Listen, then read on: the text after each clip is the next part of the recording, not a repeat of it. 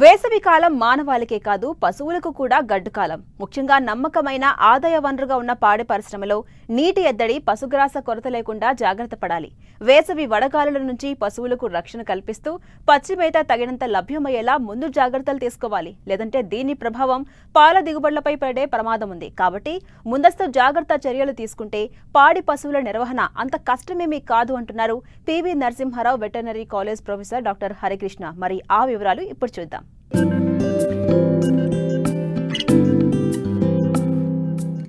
సాధారణంగా ప్రతి వేసవిలో ఉష్ణోగ్రతలు పెరిగిపోతూ ఉంటాయి.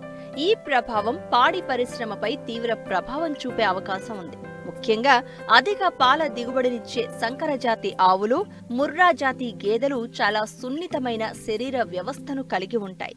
వేసవిలో తీవ్రమైన ఎండల వల్ల శరీరంలోని నీరు ఆవిరి రూపంలో బయటకు వెళ్లిపోవడం వల్ల తీవ్ర ఒత్తిడికి లోనవుతాయి. అధిక తాపం వల్ల పాల ఉత్పాదక శక్తి తగ్గిపోతుంది. పశువులు ఎక్కువగా ఎదకు వచ్చే సమయం ఇది. ఏమాత్రం ఉష్ణతాపానికి గురైనా చూలు నిలవదు. వడగాల్పుల వల్ల ప్రాణాలను కూడా కోల్పోయే ప్రమాదం ఉంది. ముఖ్యంగా చెమట ద్వారా శరీరంలోని అధిక వేడిని విసర్జించే అవకాశాలు పాడి పశువులకు చాలా తక్కువ. నల్లని చర్మం ద్వారా వాతావరణంలోని వేడి శరీరంలోకి ఎక్కువగా ప్రవేశించి తాపాన్ని పెంచుతుంది. పాల ఉత్పత్తిని ప్రభావితం చేసే హార్మోను వ్యవస్థ అధిక తాపానికి సులువుగా లోనై పాల ఉత్పత్తి, ప్రత్యుత్పత్తి మీద తీవ్రమైన ప్రతికూలతను చూపుతుంది. వడగాల్పుల రోజుల్లో గర్భస్రావాలు ఎక్కువగా ఉండవచ్చు. కాబట్టి వేసవిలో పాడి పశువుల్ని, దూడల్ని ఉదయం 10 గంటల నుండి సాయంత్రం 4 గంటల మధ్య ఎండలోకి వదలకూడదు. పాకల చుట్టూ మామిడి, జామ, సపోటా, అవిసె, మునగ, గానుగ, సుబాబుల్ వంటి బహుళ ప్రయోజనకర మొక్కలను నీడ కోసం పెంచాలి. షెడ్ల పైకప్పులకు తెల్లని రంగు వేసి ఆ పైన గడ్డి, తాటి, కొబ్బరి వంటి ఆకుల్ని పరచడం వంటి చర్యల ద్వారా ఎండ వేడి షెడ్ల లోపలికి ఎక్కువగా ప్రవేశించకుండా చూడవచ్చు.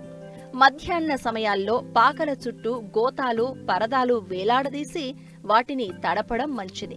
అత్యధిక పాలనిచ్చే సంకర జాతి ఆవులకు, ముర్రా గేదెలకు ఫ్యాన్లను ఏర్పాటు చేయడం కూడా అవసరమే. ముఖ్యంగా షెడ్లలోకి సమృద్ధిగా గాలి ప్రసరించే విధంగా పాకల చుట్టూ తగినంత ఖాళీ స్థలంతో పాటు పాకలు ఎత్తులో ఉండే విధంగా నిర్మించుకోవాలి.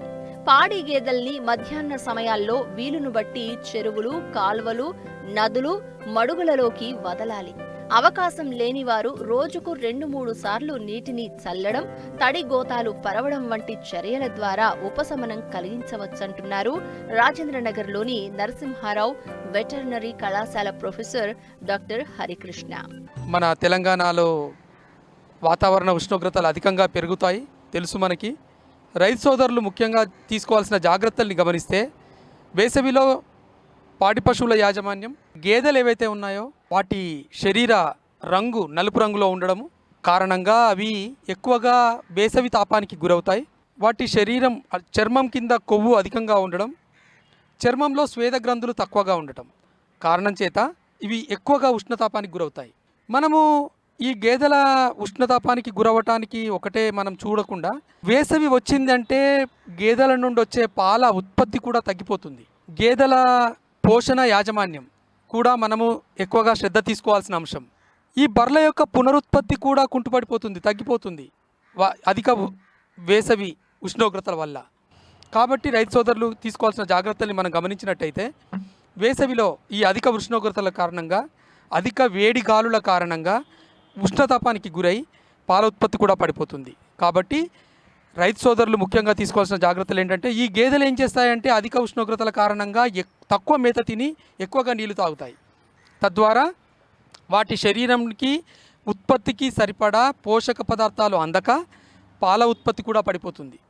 కాబట్టి రైతు సోదరులు ముఖ్యంగా తీసుకోవాల్సిన జాగ్రత్తల్ని గమనిస్తే, అధిక వేడి ఉండే పగటి పూట వాటికి పచ్చగడ్డిని ఆహారంగా, ముక్కలుగా చేసిన పచ్చగడ్డిని ఆహారంగా ఇవ్వాలి.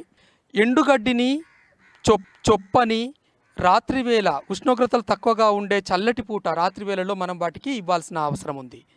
ఇదే కాకుండా కొట్టం విషయానికి వస్తే, కొట్టానికి పైన కప్పు ఏది ఉన్నా ఆ కప్పు మీద మనం ఎండుగడ్డిని వేసి ఆ ఎండుగడ్డి పైన నీళ్లు చల్లడము, కొట్టానికి ఇరుపక్కల ఎప్పుడైనా గేదెలకి మనం ఎక్కువగా బర్రెల విషయంలో మాట్లాడితే కొట్టము తూర్పు పడమరలుగా ఉంచుకోవడము, ఎందుకంటే ఉదయ పెండ సాయంత్ర పెండ కొట్టంలో పడకుండా కాపాడుతుంది.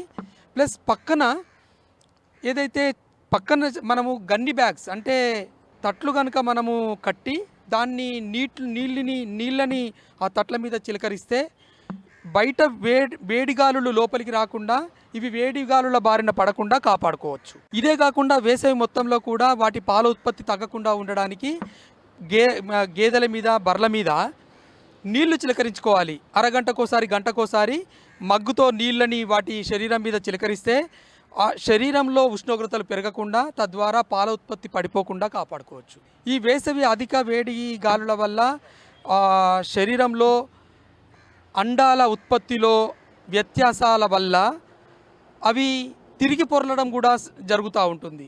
సో మనము ఈ రకంగా కొన్ని జాగ్రత్తలు తీసుకుని వాటిని అధిక వేడిగాల నుండి రక్షించుకొని పునరుత్పత్తి లేకుండా జాగ్రత్త పడి పాల ఉత్పత్తి తగ్గకుండా జాగ్రత్త పడడం జరుగుతుంది. దీనివల్ల రైతులకు లాభదాయకంగా ఉంటుంది.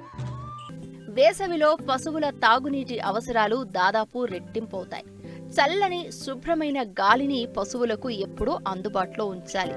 నీటి తొట్లను నీడలో ఉంచడం, మధ్యాహ్న సమయాల్లోనైనా తాజాగా బావి నుండి తోడిన చల్లటి నీటిని లేదా ఐసు కలిపిన నీటిని గాని అందిస్తే మంచిది. కనీసం 2 రోజులకు సరిపడా తాగునీటిని నిల్వ చేసుకుంటే విద్యుత్ కోతల వల్ల సమస్య ఉండదు.